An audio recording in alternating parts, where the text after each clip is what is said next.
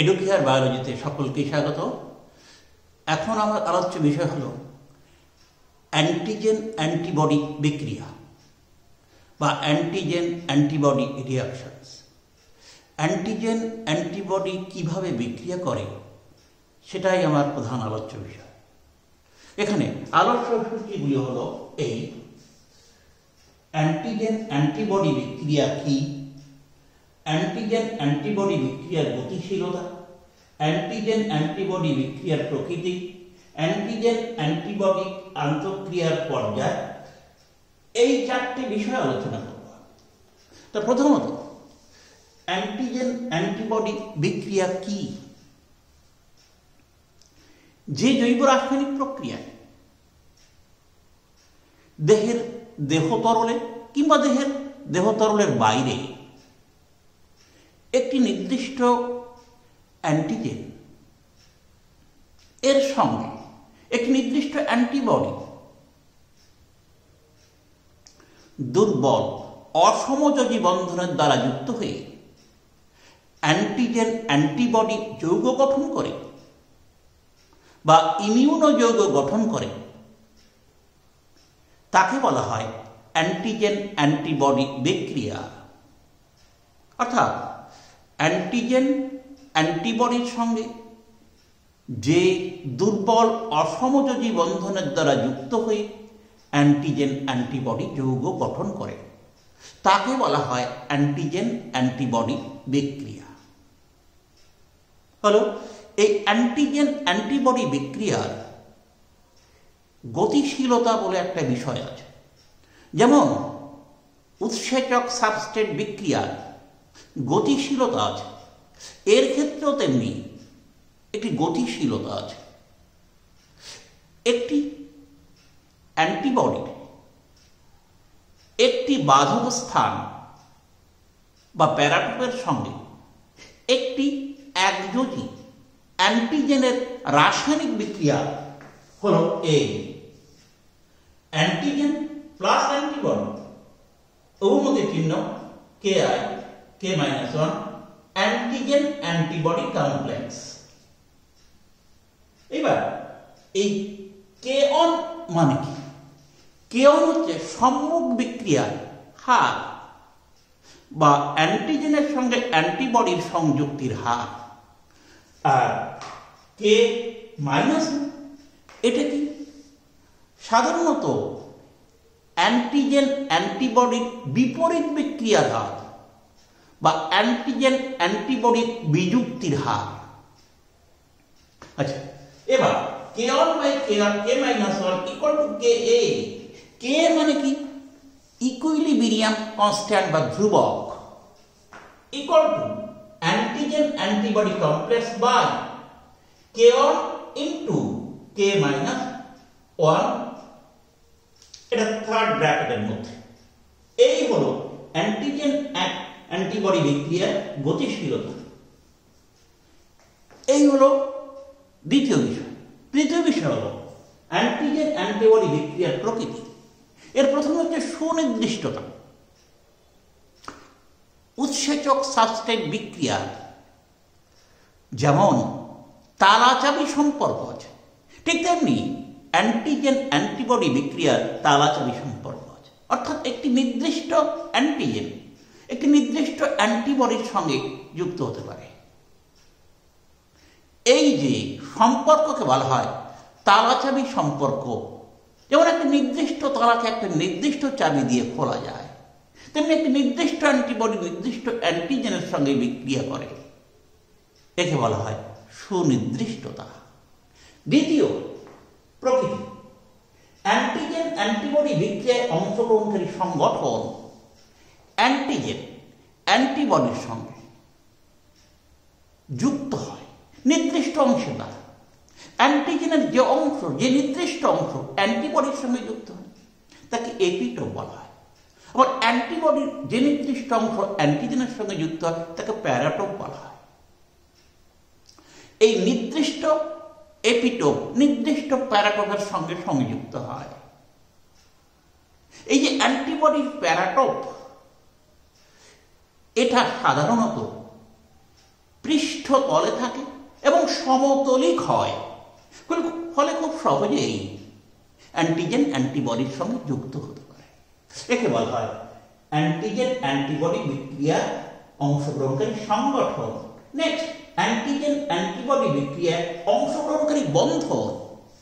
Antibody অ্যান্টিজেনের সঙ্গে 4 প্রকার দুর্বল অসমযোজী বন্ধন দ্বারা যুক্ত থাকে। নাম্বার 1 হাইড্রোজেন বন্ধন, নাম্বার 2 হাইড্রোফোবিক বন্ধন, নাম্বার 3 আয়নিক বন্ধন, নাম্বার 4 ভ্যান ডার ওয়াল শক্তি। এই 4 প্রকার অসমযোজী বন্ধনের দ্বারা যুক্ত থাকে। একে বলা হয় অ্যান্টিজেন অ্যান্টিবডি বিক্রিয়ায় অংশগ্রহণকারী বন্ধন। এই যে বন্ধন, দুর্বল অসমযোজী বন্ধন, এটা খুব দুর্বল প্রকৃতির। তাই এই দুর্বল প্রকৃতির বন্ধনের সংখ্যাটা খুব বেশি হয়। যেহেতু দুর্বল, তাই এদের সংবন্ধনের সময় এই অ্যান্টিজেন অ্যান্টিবডির সংবন্ধন স্থানের সংখ্যা খুব বেশি হয় অ্যান্টিজেন অ্যান্টিবডি কমপ্লেক্সে, এবং দুটো সংবন্ধন স্থানের দূরত্ব খুব কম হয়। তাই অ্যান্টিজেন অ্যান্টিবডির সংযোজন অত্যন্ত দৃঢ় হয়। নাম্বার 3 আকর্ষণ ক্ষমতা বা অ্যাফিনিটি। জিনিসটা কি? একটি অ্যান্টিজেনের নির্দিষ্ট অ্যাপিটোপ একটি অ্যান্টিবডির নির্দিষ্ট প্যারাটোপের সঙ্গে সংযুক্ত হওয়ার যে ক্ষমতা, সেই ক্ষমতাকে বলা হয় অ্যাফিনিটি।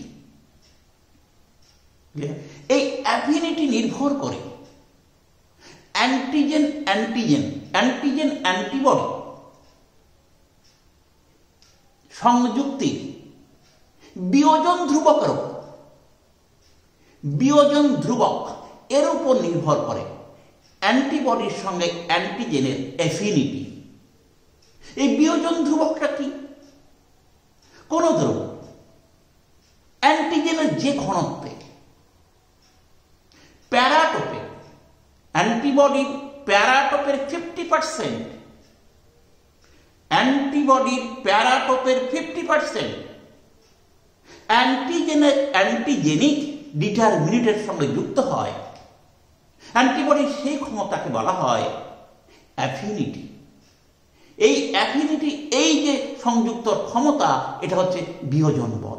এটা দ্বারা বিয়োজন বল নির্ভর হয়। অর্থাৎ কোন দ্রবণে অ্যান্টিজেনের যে ঘনত্ব অ্যান্টিবডি প্যারাটোপের 50% সংযুক্ত হয়, তাকে বলা হয় বিয়োজন ধ্রুবক।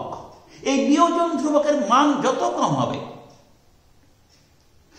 অ্যান্টিজেনের সঙ্গে অ্যান্টিবডির আকর্ষণ ক্ষমতা তত বেশি হবে।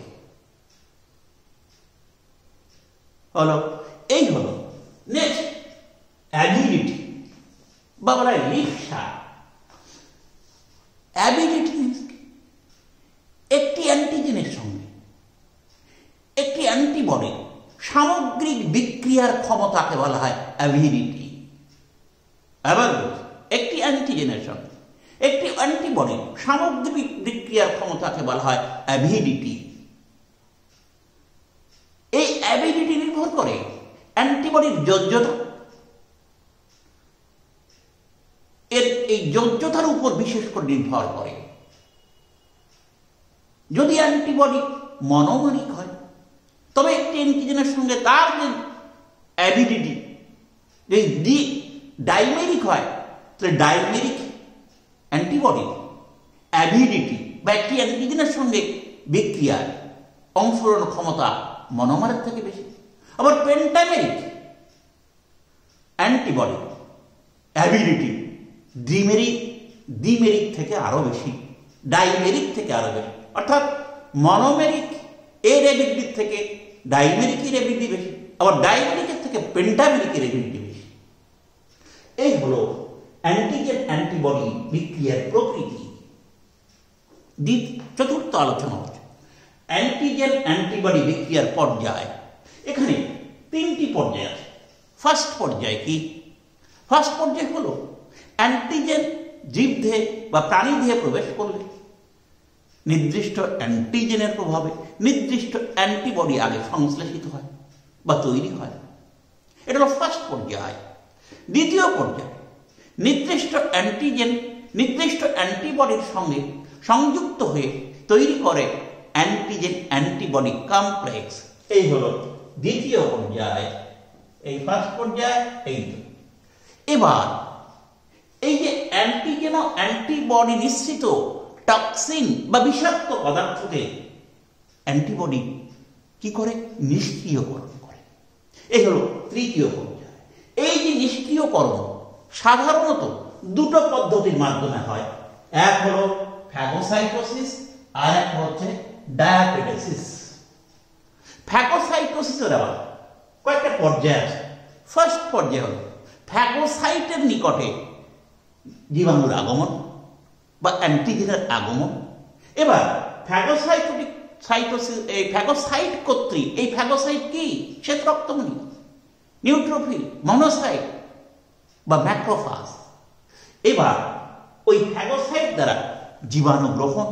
তৃতীয় পর্যায় হল ফ্যাগোসাইটের সঙ্গে বিশেষ করে এই যে জীবাণু গৃহীত হল, এই জীবাণু গ্রহণের ফলে যে থলির মতো বা ভেসিকেল তৈরি হয় তাকে বলে ফ্যাগোজোম। এই যে ফ্যাগোজোম গঠন, আবার ফ্যাগোজোমের সঙ্গে যুক্ত হয় সাধারণত লাইসোজোম, তৈরি হয় ফ্যাগোলাইসোজোম। এই ফ্যাগোজোমের মধ্যে কি হয়? ওই জীবাণু আর্দ্র বিশ্লেষক উৎসেচক কর্তৃক কি হয়? পাচিত হয়, যাকে বলা হয় আর্দ্র বিশ্লেষণকারী উৎসেচক দ্বারা জীবাণুর পাচন। এবার ওই রেসিডুয়াল বডি বা অপাচ্য অংশ সহ অপ্রয়োজনীয় পদার্থ কি এক্সোসাইটোসিস প্রক্রিয়ায় ওই ফ্যাগোসাইট থেকে বাইরে নির্গত হয়। এই পর্যায়গুলোকে বলা হয় ফ্যাগোসাইট। আমি একটু দেখাচ্ছি এই ফ্যাগোসাইটটা কিভাবে সম্পন্ন হয়।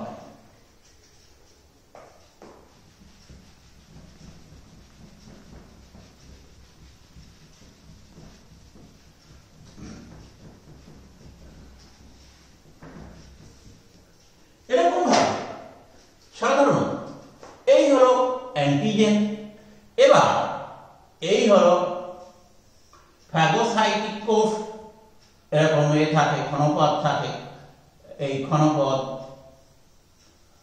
এই ফ্যাগোসাইট কোষ। এই ফ্যাগোসাইটের নিকট এই জীবাণু আগমন। এবার কি হয়? এই ফ্যাগোসাইট কর্তৃক এই জীবাণু গ্রহণ। এটা অন্য কালে দিয়ে দিচ্ছি। এই জীবাণু গ্রহণ তৈরি হয় কি? ফ্যাগোজোম, অর্থাৎ এরকম ফ্যাগোজোম তৈরি হয়।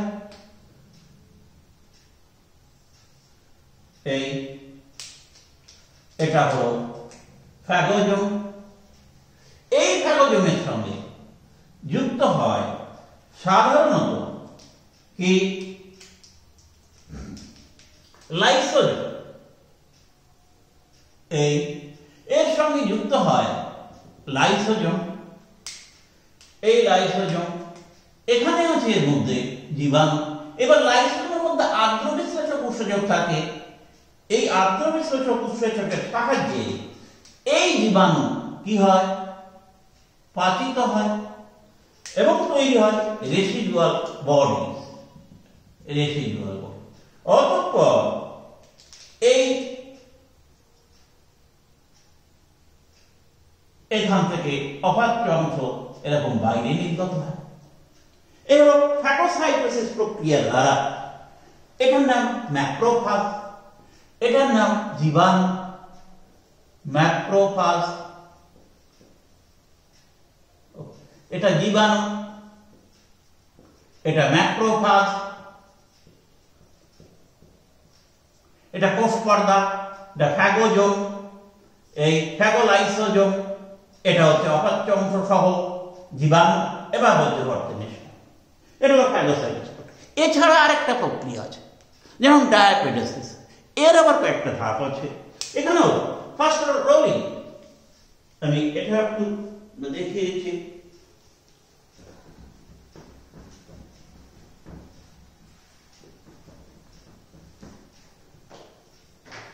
সাধারণত দেখা যায় রক্তবাহের প্রাচীর ভেদ করে। তার আগে একটু কথা বলে নিই, জীবাণু দেহকে আক্রান্ত করলে ওই আক্রান্ত কলাকোষ থেকে এক প্রকার কেমোটক্সিন নির্গত হয়। এই কেমোটক্সিনের প্রভাবে এখানে না, এই যে রক্তবাহ, এই রক্তবাহ এর এন্ডোথেলিয়াল বা এক স্তরযুক্ত আবরণী কলাকোষ আছে, এর ভেতরে এই যে নিউট্রোফিল বা মনোসাইট কোষ কি হয়, রোলিং করে। এই হলো রোলিং, একে বলা হয় রোলিং।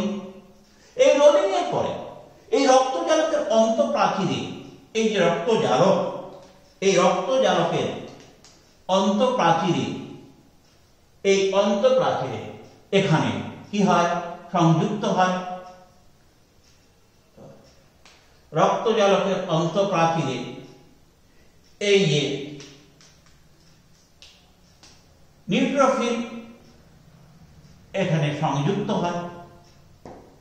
হয়। নেক্সট এই সংযুক্তির এখানে এবার কি হয়, বিস্তৃতি লাভ করে, বিস্তৃত হয়, বিস্তৃতি। এবার কি হয়, এই রক্তজালকের প্রাচীর ভেদ করে, এই রক্তজালকের প্রাচীর ভেদ করে এই বিস্তৃতির পরে এখানে এই রক্তজালকের প্রাচীর ভেদ করে এখানে এই নিউট্রোফিল কোষ বাইরে বেরিয়ে যায়, এই রক্তজালকের প্রাচীর ভেদ এই বাইরে বেরিয়ে এই তোমার নিউট্রোফিল কোষ এর আন্তঃকোষীয় স্থানে মুক্ত হয়। নিউট্রোফিল কোষ আন্তঃকোষীয় স্থানে মুক্ত হওয়ার পরে এই সাধারণত এরকম ফ্যাগোসাইটোসিস প্রক্রিয়া দ্বারা সাধারণত এভাবে জীবাণুকে গ্রহণ করে। এই হলো জীবাণু। এরপরে এই ফ্যাগোসাইটোসিস প্রক্রিয়া দ্বারা কি হয়, এরকম জীবাণু গৃহীত হয়, এই গৃহীত হয়। এরপরে ফ্যাগোজম, এটা আগে বললাম। এইভাবে এই রোলিং, ক্যাপচার, রক্তজালকের অন্তঃপ্রাচীরের সংযুক্তি ও সক্রিয়করণ, বিস্তৃতি, রক্তজালকের প্রাচীর ভেদ, আন্তঃকোষীয় স্থানে পরিবহন এবং নিউট্রোফিল দ্বারা এই অ্যান্টিজেনের ফ্যাগোসাইটোসিস প্রক্রিয়া দ্বারা গ্রহণ এবং ধ্বংস, এই সাধারণত ডায়াপিডেসিস প্রক্রিয়া। এভাবে অ্যান্টিজেন, অ্যান্টিবডি আমরা যে বলেছিলাম বিক্রিয়ার পর্যায়ে, এই চারটে বিষয় হলো অ্যান্টিজেন, অ্যান্টিবডি বিক্রিয়া। শেষ করছি, ভালো থাকবে।